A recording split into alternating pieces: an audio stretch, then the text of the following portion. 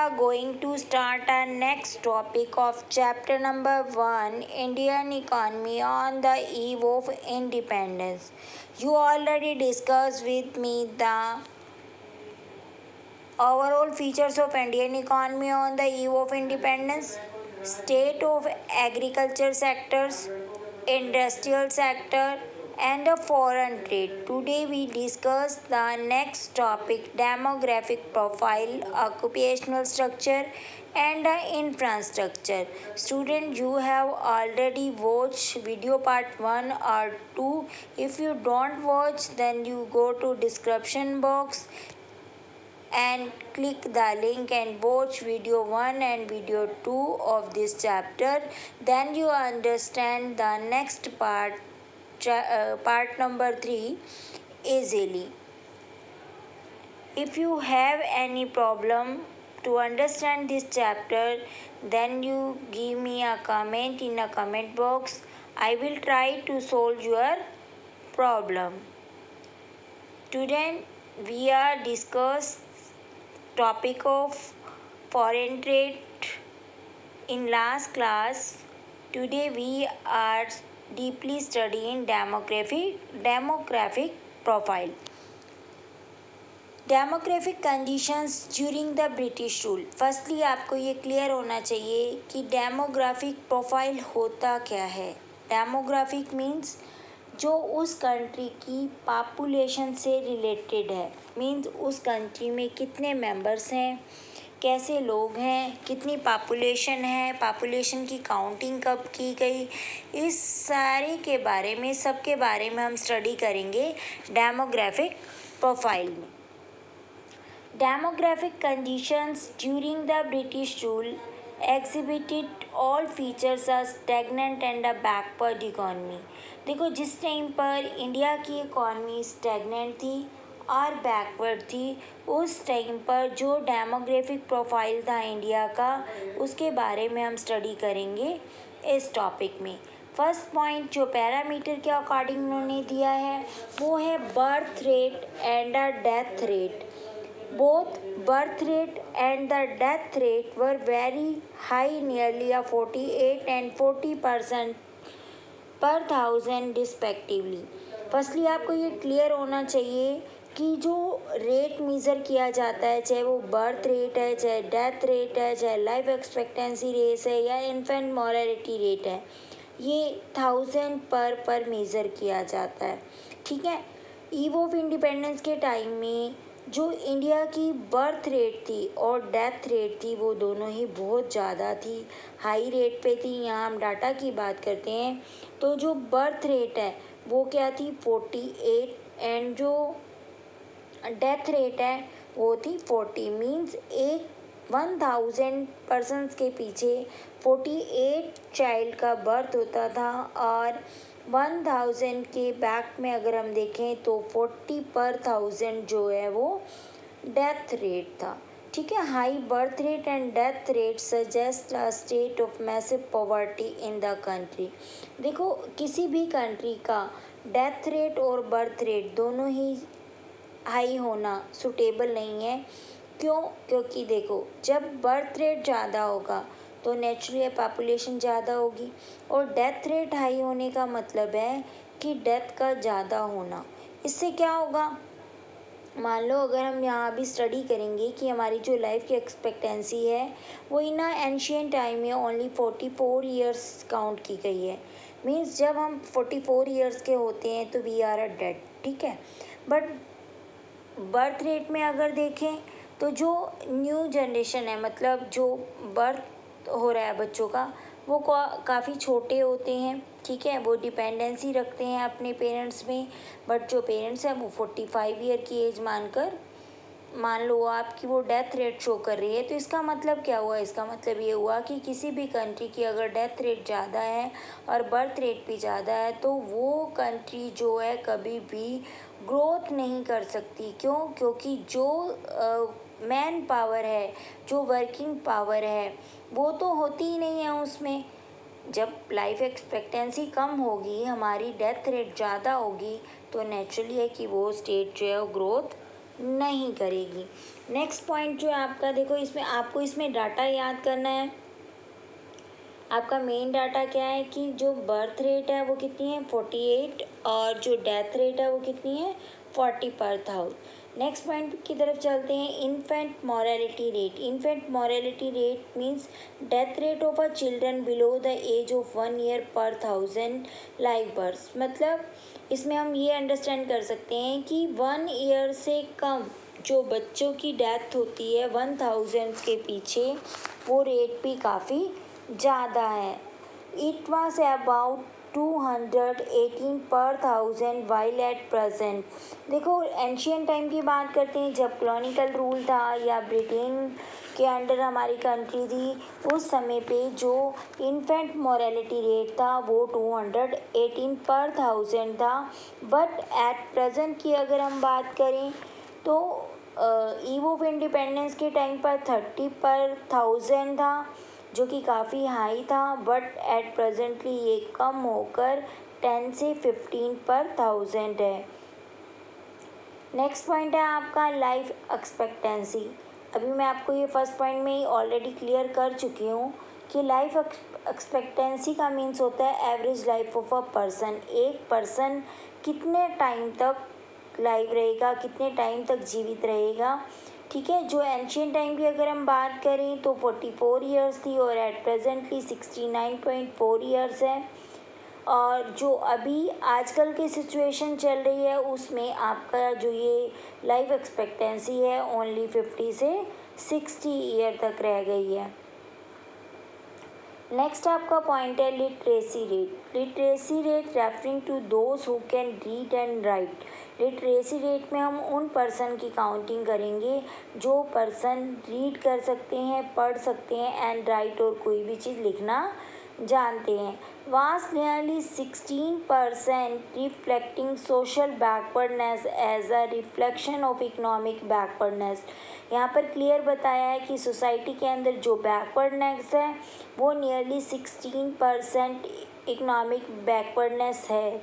और उसमें main thing क्या है, female literacy rate was still verse only 7%।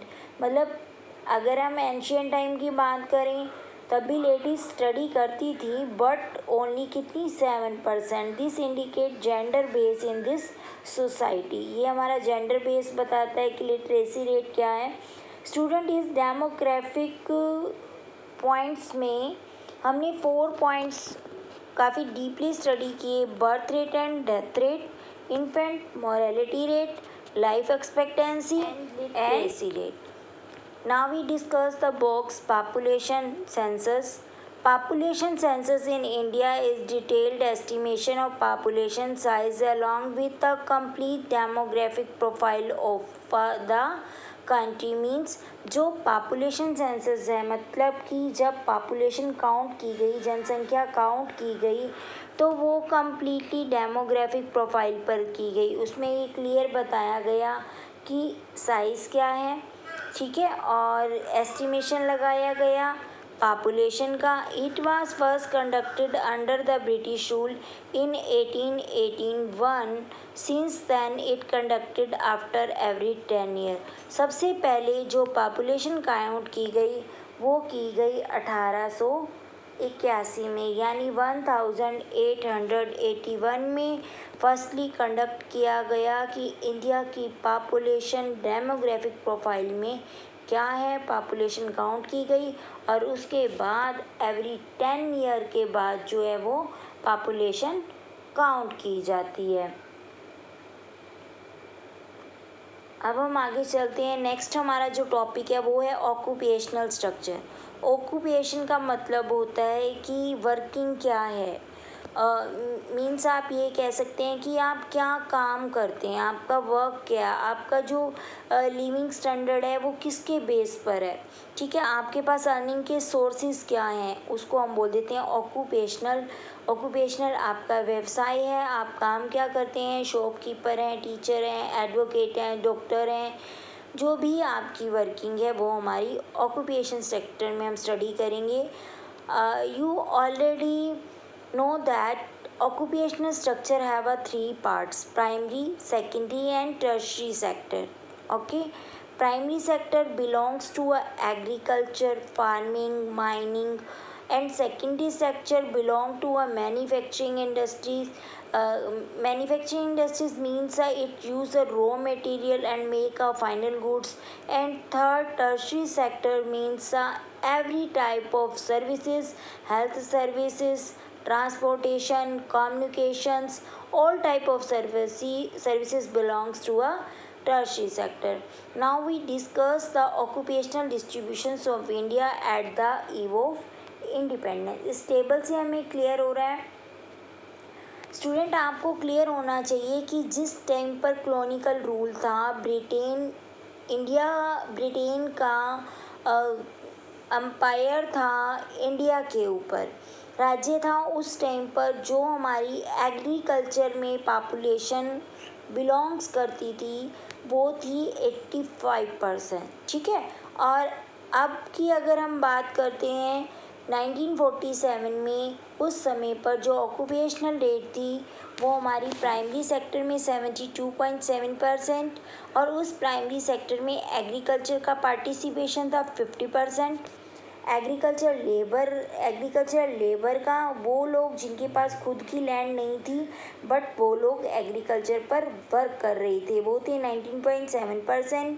Forestry, fishery, animal husbandry, plantation है 2.4 और माइनिंग है 0.6. सेकेंडरी सेक्टर में जो पार्टिसिपेशन रहा वो था small and large scale industry का जो 9% था एंड बिल्डिंग कंस्ट्रक्शन जो थी वो 1.1 थी. और टर्शरी जो सेक्टर्स था उसके अंदर जो कंट्रीब्यूशन था हमारे ट्रेड एंड कॉमर्स का वो 5.2, transport, storage and communication 1.4 and other services थी हमारी 10.6. अब इस चीज़ को हम डीपली स्टडी करेंगे कि प्राइमरी, सेकेंडरी और टर्शरी सेक्टर्स का क्या कंट्रीब्यूशन रहा हमारी इंडिया की जीडीपी ग्रोथ में. ठीक है, GDP growth, you understand that growth domestic product of India. देखो agriculture the principal source of occupation, ये हमारा एक प्रिंसिपल सोर्स था. On the eve of independence हमने स्टडी किया कि 70.7% वर्किंग जो पॉपुलेशन थी वो प्राइमरी सेक्टर एग्रीकल्चर में जुड़ी हुई थी. Percentage of population dependent on agriculture is much less in the advance country of the world. For instance, in the England and USA 2%, in Japan 12% and Germany 4% of the population depend on agriculture. देखो अगर हम other country से comparison करते हैं तो other country की जो agriculture पे डिपेंडेंसी है, ऑक्यूपेशन ऑफ एग्रीकल्चर है, वो काफ़ी कम है, जबकि इंडिया का क्या है, मोर देन है 72.7%. मतलब ओनली 25 या 23% ऐसी पॉपुलेशन थी जो एग्रीकल्चर के अलावा अदर ऑक्यूपेशन से बिलोंग करती थी. This establish backwardness of the Indian economy of the time of independence. ये हमें क्लियर कर रहा है कि हमारी इंडियन इकोनॉमी कितनी ज़्यादा बैकवर्डनेस में थी. क्यों? क्योंकि जो हमारी इंडिया की पॉपुलेशन थी उसका 72.7% जो था वो हमारा प्राइमरी सेक्टर से बिलोंग कर रहा था, एग्रीकल्चर से बिलोंग कर रहा था. और उस पर जो पॉलिसी थी वो क्या थी, वो पॉलिसी थी कि रॉ मटेरियल को एक्सपोर्ट किया जाए और फाइनल गुड्स को इंपोर्ट किया जाए. ठीक है, agriculture as a means of substances. Agriculture का स्टार्टिंग में मीनिंग क्या लिया जाता था कि वो सिर्फ और सिर्फ अपने यूज़ के लिए यूज़ की जाती थी. मीन्स अगर एक फैमिली को 100 क्विंटल या 100 केजी वीट चाहिए तो वो सिर्फ उतना ही प्रोडक्शन करती थी. अदर मार्केट में सेल करने के लिए कमर्शियल पर्पस से कोई भी एग्रीकल्चर नहीं किया जाता था. ठीक है, तो इसलिए क्या था कि एग्रीकल्चर ऑक्यूपेशनल में हमें प्रॉफिट प्रोवाइड नहीं करता था. सेकंड पार्ट है आपका industry and insignificant source of occupation. On the eve of independence बारली 9.0% of working population India was engaged in manufacturing industries, mining, etc. अगर इंडस्ट्री की बात करते हैं तो ओनली 9% ऐसी वर्किंग पॉपुलेशन थी जो कि manufacturing industry means secondary activity से बिलोंग करती थी। Against the 32% in USA, 42% in England and 39% of Japan. अब अदर कंट्री से अगर हम बात करते हैं तो इंडस्ट्री सेक्टर में काफ़ी कम पर्सन जो थे वो वर्किंग में लगे हुए थे, जबकि अदर कंट्रीज़ काफ़ी ग्रोथ कर रही थी। क्यों? क्योंकि वो सेकेंडरी सेक्टर को प्रेफरेंस दे रहे थे। नेक्स्ट टॉपिक है हमारा point insignificant transactions from the agriculture to industry. अब एक टेबल में शो होगा कि कैसे इंडियन इकोनॉमी जो थी वो अनबैलेंस थी। ठीक है, अनबैलेंस का मतलब है या तो ग्रोथ रेट ज़्यादा होता है, ठीक है, और जो बैकवर्डनेस है वो कम होती है। अगर हम इसमें बात करते हैं बैलेंस की, बैलेंस का मीन्स है कि जितनी मार्केट में प्रोडक्शन हो रही है उतनी ही डिमांड हो रही है। मीन्स डिमांड एंड सप्लाई, जो मार्केट की फोर्स होती हैं वो इक्वल रहती हैं। अब यहाँ पर बैलेंस एग्रीकल्चर और इंडस्ट्री का बैलेंस ये है कि जितना भी प्रोडक्शन हो रहा था वो सारा का सारा सेल हो रहा था, जिसके अकॉर्डिंग ये बैलेंस में थे। बट कई टाइमिंग ऐसे आई जब ये अनबैलेंस में थे। अनबैलेंस की सिचुएशन को भी हम इसमें स्टडी करेंगे। देखो, transactions of the workforce from agriculture to industry mark the economic takeoff, but in the case of Indian economy, देखो किसी भी कंट्री की जो वर्क फोर्स है अगर वो एग्रीकल्चर की बजाय इंडस्ट्रियल सेक्टर को प्रेफरेंस देती है, सेकेंडरी एक्टिविटीज़ को प्रेफरेंस देती है, तो वो ग्रोथ की तरफ जाती है। ठीक है, it was by the large absent. और जबकि हमने इंडिया में नोटिस किया तो सेकेंडरी एक्टिविटी में सिर्फ और सिर्फ 0.9% जो पर्सन थे वो वर्किंग पर्सन थे, और एग्रीकल्चर में 71.7% जो लोग थे वो एग्रीकल्चर से बिलोंग करते थे। There were some green shoot in the part of the Madras presidency. यहाँ पर आपको बताया है कि जो ग्रीन रेवोल्यूशन हुआ सबसे पहले हुआ तमिलनाडु में, आंध्र प्रदेश में, केरला और कर्नाटका में। Bombay and Bengal, these are areas of witness in increase the manufacturing services sector along with the decline of dependence on agriculture sector. अब यहाँ पर देखो, बॉम्बे और बंगाल ये दो ऐसी स्टेट्स बताई हैं जहाँ पर कि मैन्युफैक्चरिंग जो थी काफ़ी इंक्रीज़ हो रही थी और एग्रीकल्चर जो थी उसकी डिपेंडेंसी कम हो रही थी।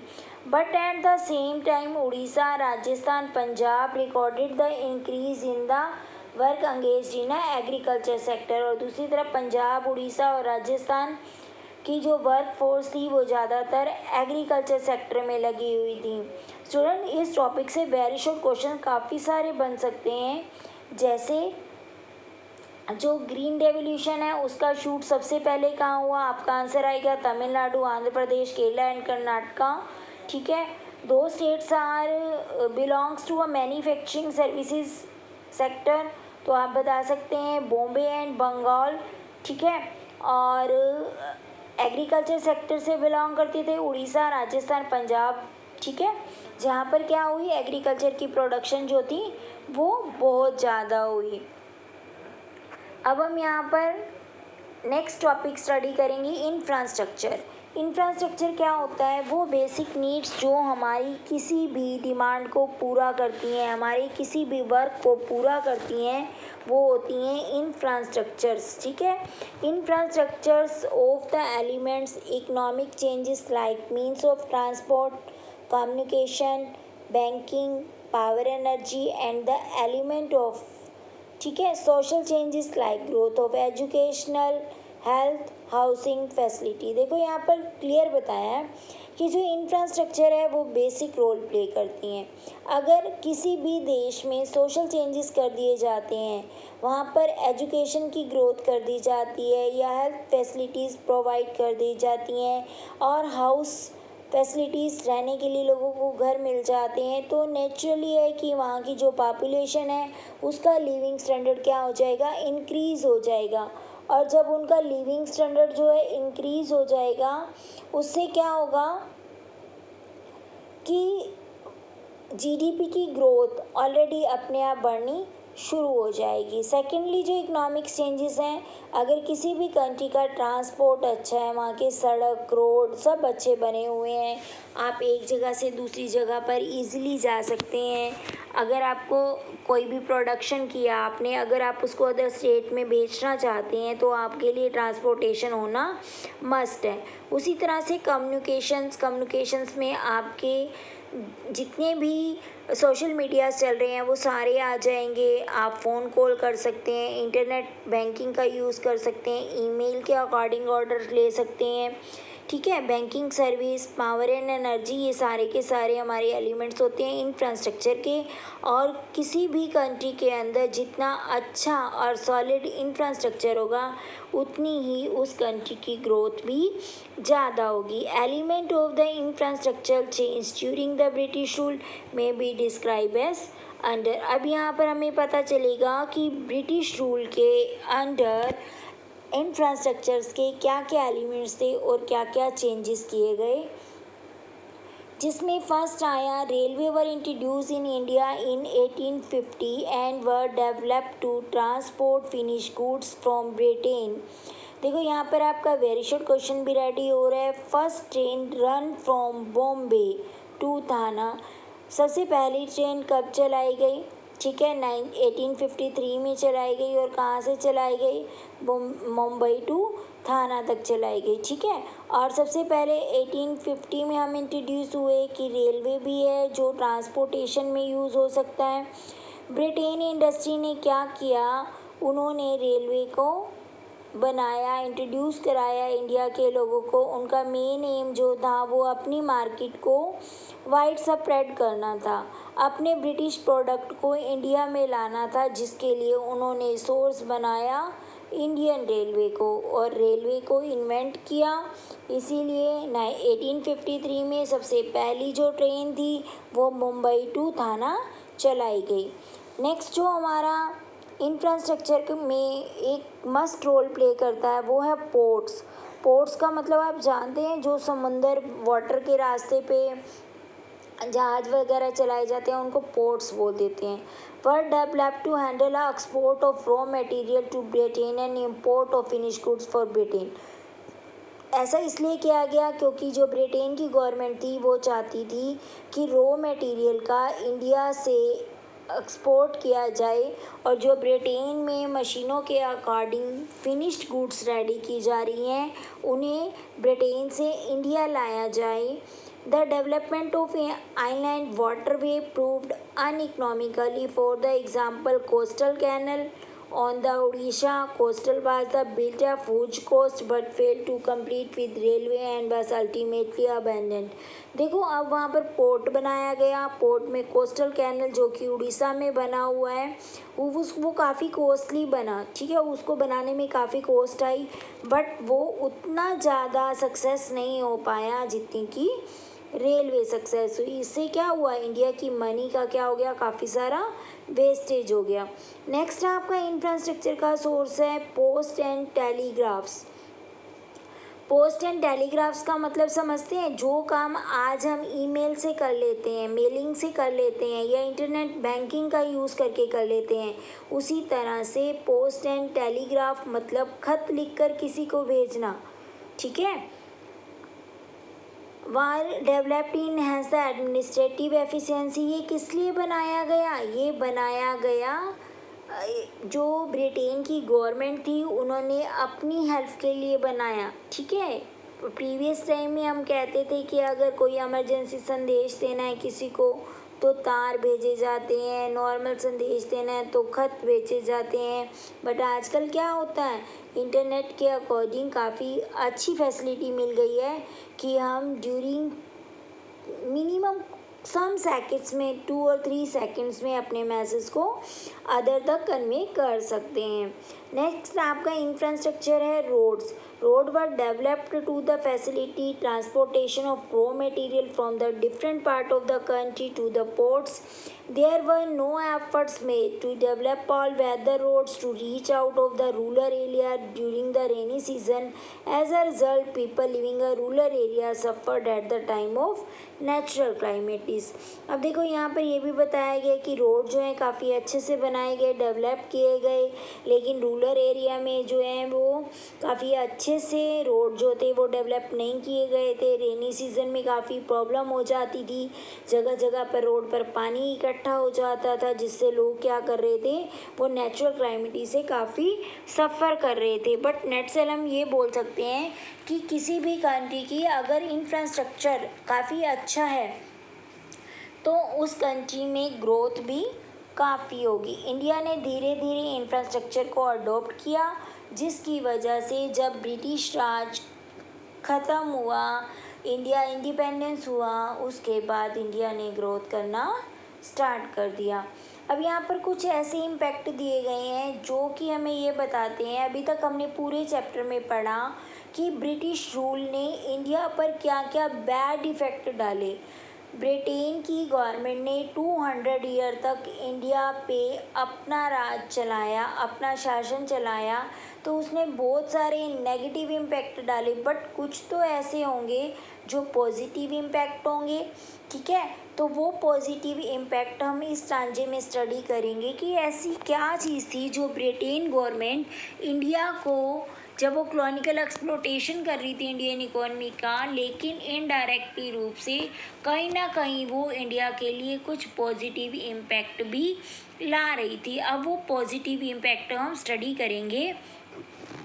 स्टूडेंट, अगर आपको कंसेप्ट क्लियर हो रहा है, आप अंडरस्टैंड कर रहे हैं चैप्टर को अच्छी तरह से, तो आप मेरे चैनल को लाइक, शेयर और सब्सक्राइब ज़रूर करें। कंटिन्यू करते हैं अपना point, commercial outlook of the farmers. अब देखो यहाँ पर फार्मर्स की बात की गई है, पीजेंट्स की, किसानों की बात की गई है, जिनका आउटलुक क्या था, अब बदल चुका था। सबसे पहले वो क्या करते थे, सब्सटेंसिंग फार्मिंग करते थे, ओनली अपने लिए सस्टेनेबल फार्मिंग करते थे, सिर्फ जितनी उनकी बेसिक नीड्स है वो उतना ही प्रोडक्शन करते थे। ठीक है, बट अब क्या था, अब उनकी सोच, माइंड की जो सोच थी वो चेंज हो चुकी थी। वो क्या कर रहे थे, commercial outlook of the farmers, farmers का जो आउटलुक था, फार्मर्स का जो देखने का नज़रिया था वो चेंज हो गया था। वो अब एग्रीकल्चर को कमर्शियली आउटलुक से देखने लग गए थे। मीन्स जो अब वो क्रॉपिंग कर रहे थे, प्रोडक्शन कर रहे थे, वो सिर्फ अपने लिए ना कर कर मार्केट में सेल करने के लिए कर रहे थे। नेक्स्ट आपका जो पॉइंट है, न्यू अपॉर्चुनिटीज़ ऑफ एम्प्लॉयमेंट। देखो, अंग्रेज़ों ने रेलवे को इन्वेंट किया, पोर्ट्स को इन्वेंट किया, रोडवेज़ बनाई। उन सब को बनाने के लिए क्या चाहिए था, पर्सन चाहिए थे वर्किंग करने वाले, और वर्किंग करने वाले पर्सन कौन थे, इंडिया के ही लोग थे। मतलब फुल एम्प्लॉयमेंट आप कह सकते हैं, एक खोज एम्प्लॉयमेंट जो थी वो ब्रिटेन के प्रोडक्ट्स ने दी। अब ब्रिटेन का जो प्रोजेक्ट था, रेलवे, पोर्ट, ट्रांसपोर्टेशन, कम्युनिकेशंस या टेलीग्राफी, इन सब में बहुत सारे इंडिया के पर्सन्स को क्या मिला, एम्प्लॉयमेंट मिला, काम मिला। नेक्स्ट पॉइंट है कंट्रोल और फेमनाइज। देखो, नेचुरल क्लाइमेटीज काफ़ी आती थी इंडिया में, क्या होता था, क्रॉपिंग की शॉर्टेज हो जाती थी। क्यों हो जाती थी, क्योंकि जो एग्रीकल्चर है वो डिपेंड करती थी प्रॉपरली रेन पर। अगर रेन अच्छी होगी तो एग्रीकल्चर काफ़ी अच्छा होगा, क्रॉपिंग अच्छी होगी। बट जिस साल में रेन अच्छी नहीं होती थी, उस साल में क्रॉपिंग भी अच्छी नहीं होती थी, तो फेमनाइज आ जाते थे, अकाल पड़ जाते थे, लोगों के पास खाने के लिए नहीं होता था। लेकिन उस सिचुएशन को भी जो ब्रिटिश गवर्नमेंट आई उसने कंट्रोल कर लिया। क्यों, क्योंकि उन्होंने फार्मर्स का, पीजेंट्स का जो आउटलुक था अपनी एग्रीकल्चर को लेकर वो चेंज कर दिया था। वो सस्टेनेबल डेवलपमेंट की बजाय किस तरफ चल पड़े थे, कमर्शियल डेवलपमेंट की तरफ चल पड़े थे।